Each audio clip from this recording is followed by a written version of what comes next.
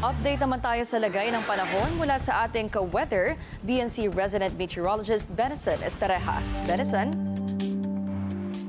Good evening, Miss Ivy, and to all our viewers.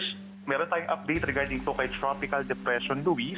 As of 4 in the afternoon ay huling namata ng bagyo sa layong 285 kilometers silangan ng Balero sa Aurora. Taglay nito ang hangin na hanggang 55 kilometers per hour malapit sa gitna at may pagbugso hanggang 70 kilometers per hour. At kumikilos pahilagang kanluran at 20 kph. Base po sa latest track na pag-asa, hindi pa rin nakitang magla-landfall or tatama po sa kalupaan ng nasabing bagyo. Subalit asahan po ang paglapit dito sa may silangang parte pa rin po ng Luzon sa susunod na 24 oras. So sa ngayon po, meron tayong nakataas na Tropical Cyclone Wind Signal number 1 sa may Humalig Islands or dito rin po sa may Pulillo Group of Islands. Kaya din sa may Camarines Norte, hilagang bahagi ng Camarines Sur at hilagang bahagi ng Catanduanes. So asahan po ang malalakas na hangin sa mga nasabing lugar sa susunod na 24 oras.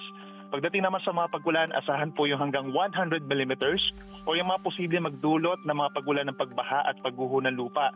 Dito sa may silangang parte po ng Luzon, kabilang ng Cagayan, Isabela, Tanang Quirino, Aurora, Zambales, Bataan, Tarlac.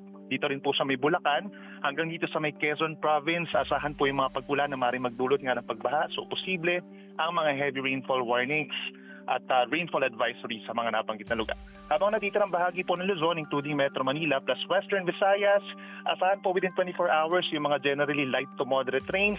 Minsan lumalakas, lalo na po sa hapon hanggang gabi, kaya mag-ingat din sa banta ng baha at landslides. At yan muna ang napapanong balita mula po dito sa Billionaire News Channel. Benison Estareja, balik po sa inyo. Maraming salamat sa weather update, BNC resident meteorologist Benison Estareja.